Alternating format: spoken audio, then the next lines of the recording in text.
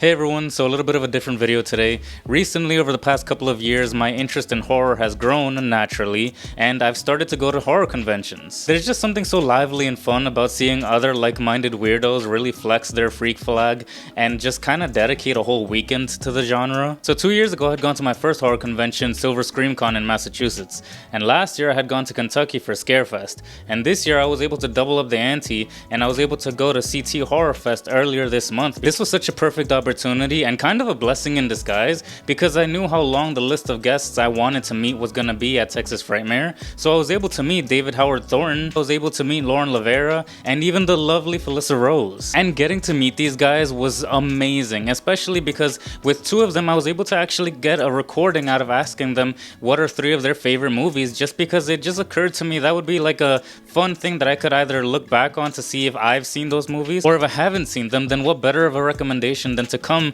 from these talented and amazing actors. Alright, my 3 favorite movies, and this is tough because I love movies. I love The Shining. I can watch it all the time. I just watched it like 2 weeks ago.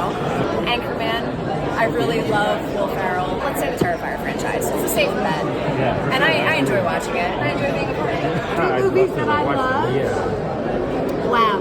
So I love Mulholland Drive by David Lynch. So good. I love it. To me, that is a film. I love Once Upon a Time in Hollywood by Quentin Tarantino. It's like Saw. I love Saw.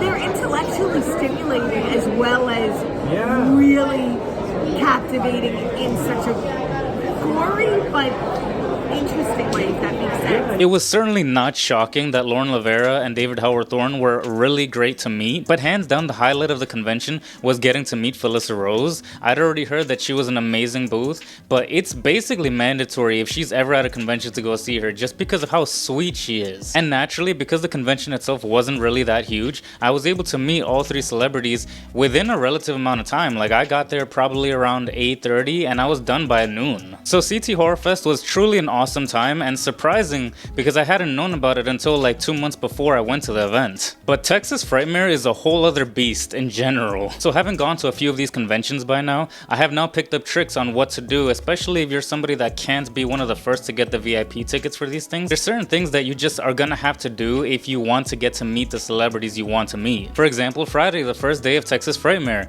me and my wife knew we had to get the bracelets because will call was a couple of hours before opening, which was at 5, I believe, for VIP and 6 for GA. We had gotten the GA tickets, so we were there since like 1 p.m. But as luck would have it, we were able to find a nice spot in the shade right next to the actual convention center, so we were there for those many hours, but we didn't really have to deal with any of the sun or the heat because under the shade, it's pretty nice and cool. But Friday was all consuming just because I knew how many people I wanted to meet, so the first priority was gonna be Linda Blair, which I had gotten on her line like as soon as I got in, and I was towards the front of the line. I didn't get her signature until like 10:30 at night, and that's because there was a whole bunch of issues with like the ticket system not working because a lot of people that had their pre-ordered autographs, the machine itself wasn't scanning or whatever. Linda Blair herself hadn't really showed up until like an hour later, and while it certainly is worth waiting the line to be able to meet Linda Blair, I kind of was bummed out because I wanted to meet other celebrities as well on Friday. But because Nikki was so kind to wait online for me so I can go downstairs to the first floor and meet some of the other celebs, I was able to meet Jeffrey Combs, freaking Reanimator,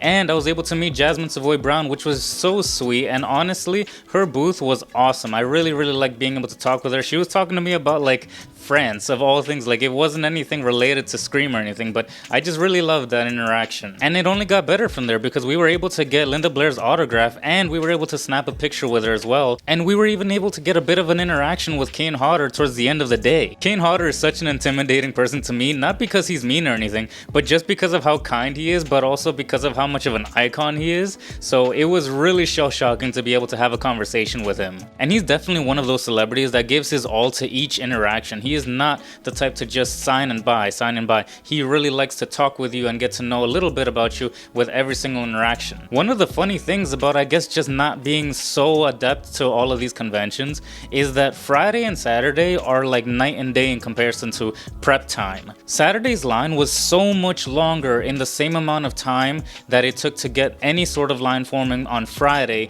2 hours before the opening of the doors. That being said, I was one of the willing souls that was there 3.5 hours before the opening of doors just because I knew how many celebrities I wanted to meet by the end of the day. Priority number 1 was Melissa Barrera. She was absolutely awesome. She was telling me how a lot of her favorites actually include stuff like Sound of Music, Wizard of Oz. Easily one of the first ones that I wanted to meet by the end of the convention. Especially after seeing that her line is probably one of the longest, if not the longest, in the entire convention. She had so many virtual ticket lines because of how many people wanted to meet her. After that, I was able to meet the lovely Barbara Crampton. It was unreal that I was able to actually meet her. She was such an angel, and she was literally telling me how awesome it is that so many fans come out to see her every single time she comes to these conventions. It was just unbelievable. And she even laughed when I told her that it's awesome that she's had a resurgence in the past couple of years, and that even in Onyx of Fortuitous, one of the main reasons why I even wanted to watch the movie was because I saw her name was in the credits. That movie ended up being awesome anyways, but I told her how much it bummed me out that she wasn't that much more of a bigger role in that movie, and she found it so humorous. She was like, I'm sorry I wasn't in it for longer. One of the main things that I didn't really get to experience until this convention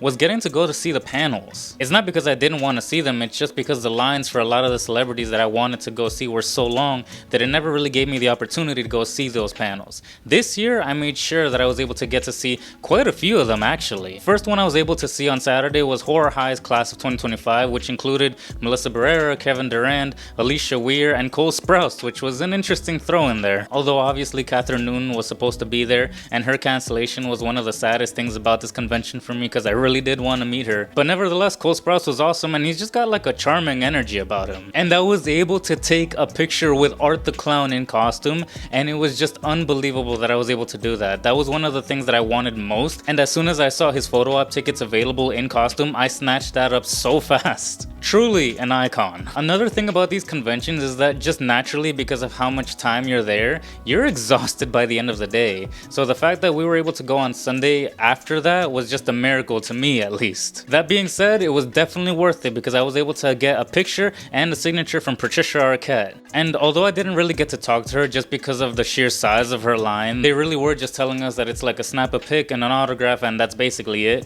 But it was still awesome to be able to meet her. And then we were pretty much just in cruise mode after that. We were able to go see the Reanimator panel and the Terrifier panel, and both of them were awesome. Jeff, have you seen Jacob's wife? I recommend Would You Rather. I watched that. Jeffrey, I watched your movie.